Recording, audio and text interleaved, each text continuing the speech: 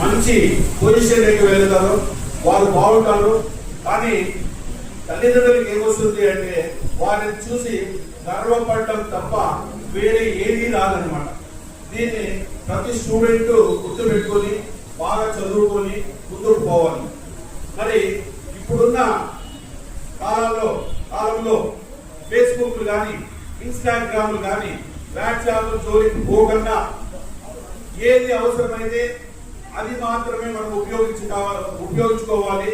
మిగతా టైం అంతా మన పాఠ్య పుస్తకాల పైన మన గురువులు చెప్పిన దానిపైన శ్రమ పెట్టి కష్టపడి మన భవిష్యత్తును మనం నిర్ణయించుకోవాల్సిన ఆవశ్యకత ఎంతైనా ఉన్నది. మరి ముఖ్యంగా స్టూడెంట్స్ వాళ్ళు గుర్తుపెట్టుకోవాలన్నమాట.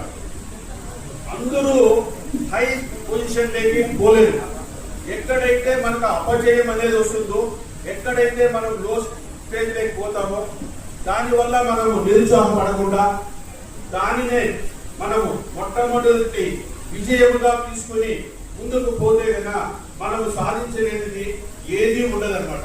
కాబట్టి ఈ విధంగా విద్యార్థులందరూ కూడా బాగా చదువుకొని ముందుకు పోయి మన కులస్తులలో ఐఏఎస్ ఐపీఎస్లో కావాలని మనసారా కోరుకుంటూ, దానికి ఏ విధమైన సహాయ సహకారాలు కావాలంటే మా రెడ్డి సంక్షేమ సంఘం తరఫున మేము సేవ చేయడానికి, వారిని ప్రోత్సహించడానికి పూర్తిగా ముందుంటామని సభాపూర్వకంగా తెలియపరుస్తున్నాం.